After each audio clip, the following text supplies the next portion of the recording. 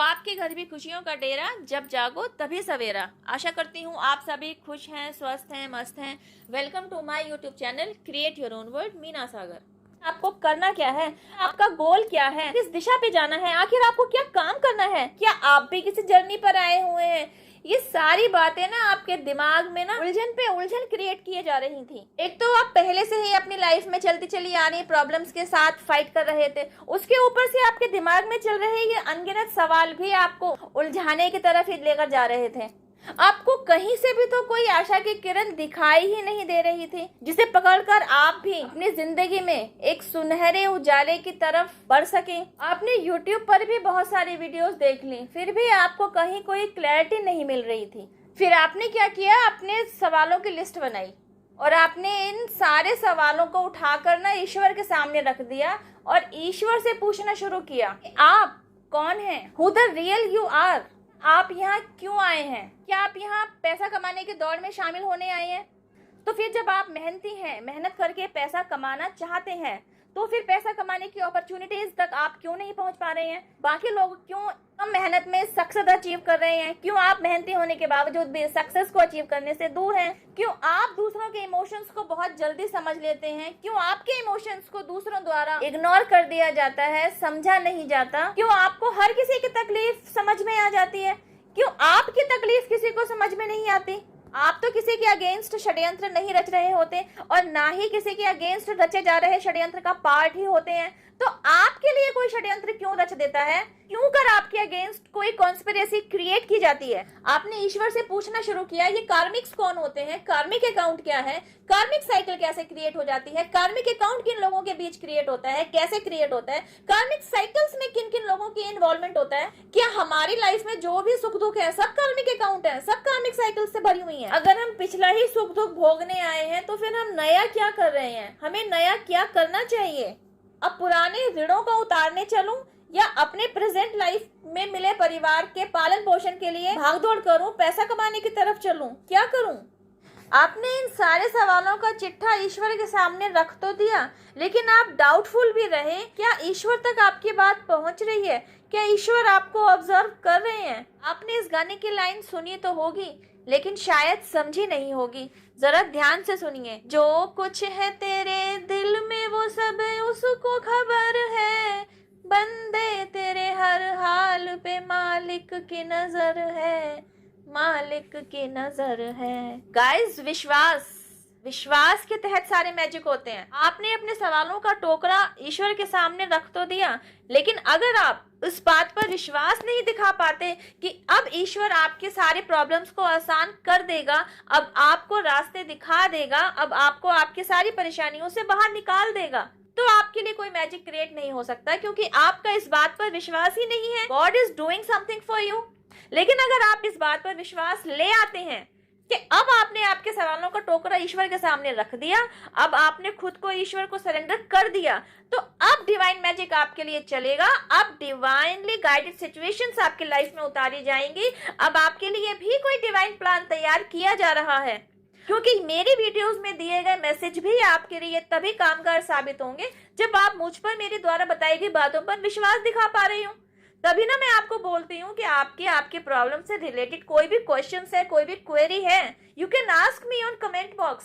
After meditation ना हमें कुछ मैसेजेस डाउनलोड होते हैं, उन मैसेजेस को आप तक पहुंचाना होता है। और डिवाइनली गाइडेड सिचुएशन ये होती है कि वीडियो में दिए गए मैसेज को उन लोगों तक पहुंचा दिया जाता है जिन्हें उस वीडियो में दिए गए मैसेज की वाकई जरूरत होती है। डिवाइन टाइम वह होता है जिस समय किसी को जरूरत हो रही होती है।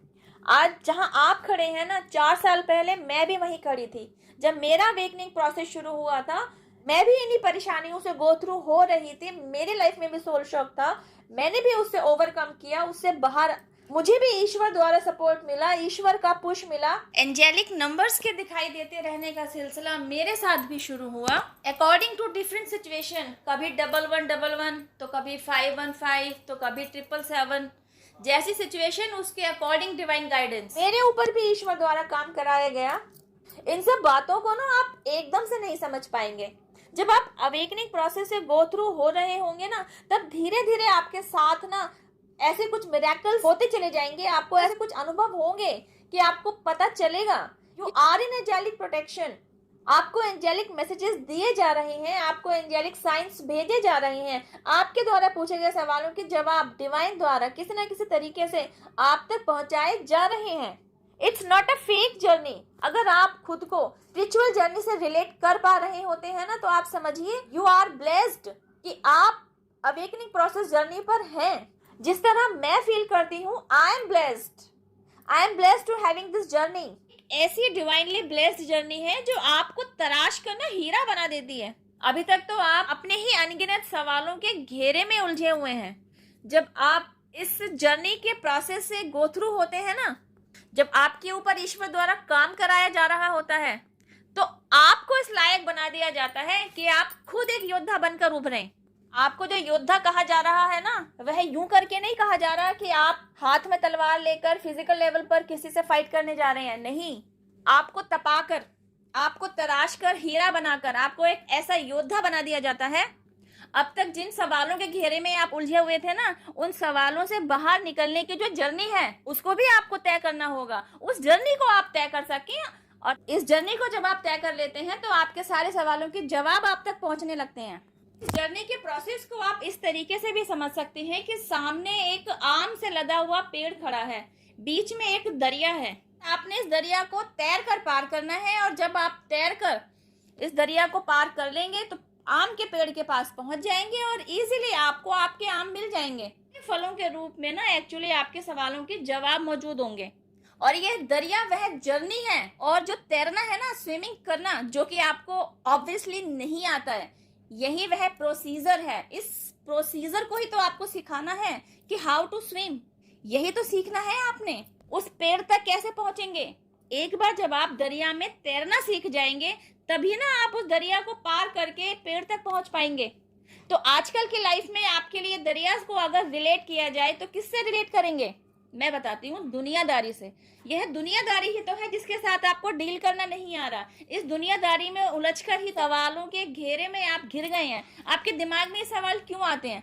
इसीलिए आते हैं ना क्योंकि इन सवालों के जवाब आपके पास नहीं है। और तो और आपकी लाइफ की गुत्थी यह भी है, आपको पता तो है कि अगर आप दरिया में से तैर कर निकल जाएंगे तो आपके सवालों के जवाब के रूप में आपको आम मिल जाएंगे। तो आपको तैरना नहीं आता, तो इस डर से जो आप डरे हुए हैं ना, तो आप पानी में उतरने का जोखिम भी नहीं लेंगे, क्योंकि आपको पता है कि आपको तैरना तो आता ही नहीं है। तो आप समझिए डिवाइनली गाइडेड सिचुएशंस कितना आपके लिए काम कर रही होती हैं, किस तरीके से आपके लिए डिवाइन प्लान बार बार तैयार किए जाते हैं। जिसने गीता पढ़ी है उसको गीता का सार समझ में आता है, वह समराइज्ड वे में गीता के सार को बता सकता है। तो जो अवेकनिंग प्रोसेस से गो थ्रू हो रखा है लाइक मी, वही अवेकनिंग जर्नी के प्रोसेस का सार दे सकता है ना, जैसे मैं आपको बता रही हूँ। और एक बात बताऊं, तैराकी सीखते हुए आप जितने गोते लगाएंगे ना, उतने ही आप ज्ञान के सागर में डूबते जाएंगे। मतलब आपको और विजडम गेन कराई जाती रहेगी, आपको और समझदार बनाया जाता रहेगा। गाइडेंस आपके लिए इसी तरह यूजफुल होती है कि आपको आपकी जर्नी को तय करने में ना आसानी हो सके। अगर आप खुद को इस जर्नी से रिलेट कर पा रहे हैं और आपके दिमाग में भी वही क्वेश्चंस हैं जो मैंने अभी वीडियो में बताए हैं, आप खुद को इस वीडियो से रिलेट कर पा रहे हैं, तो आप पूछिए ना मुझसे। I am able to give you an answer, why don't you ask me. शायद आपको लगता होगा वीडियो पर व्यूज नहीं आते हैं, तो मुझे क्या ही पता है। मेरे वीडियोस पर व्यूज इसलिए नहीं है क्योंकि मैंने यूट्यूब के एल्गोरिदम को फॉलो नहीं किया। मैं वीडियोस डालने के लिए कंसिस्टेंसी नहीं बरत सकी।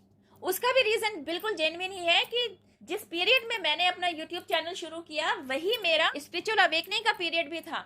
मेरी सारी वीडियोस मेरी खुद की लाइफ से ही इंस्पायर्ड है। जिन जिन अनुभवों को मैं लेती चली गई, जिन जिन सिचुएशंस के साथ मैं डील करती चली गई, मैं वही सारे अनुभव तो आपके साथ शेयर कर रही हूँ। तो जब लाइफ में कोई सोल शॉक आता है तो उससे उबरने के लिए टाइम तो लगता है। जब आप उसके साथ, उस सिचुएशन के साथ डील कर रहे होते हैं, you need time to grow up, you need time to control yourself, you need time to overcome from that kind of situation. तो वही टाइम मैंने भी लिया। That's why I am here. तो मुझे भी आशावादी बने ही रहना है, उम्मीद नहीं खोनी है। एक ना एक दिन यूट्यूब एल्गोरिदम को भी पता चलेगा ही I am the genuine person. चलिए मेरी छोड़िए, आप खुद को अगर इस जर्नी से रिलेट कर पाते हैं, you can ask me any question on the comment box, I will definitely answer to you. Divine power जिनमें भी आपकी श्रद्धा है, यूनिवर्स, एंजल्स, आपके एंसेस्टर्स, इन सभी को आप थैंक यू कहते रहिए, इन्हें ग्रेटिट्यूड देते रहिए। अब मैं आपसे मिलती हूँ मेरी नेक्स्ट वीडियो में। टिल देन हैव पेशेंस, रब्बा खैर, जय माता दी, take care, bye, stay blessed.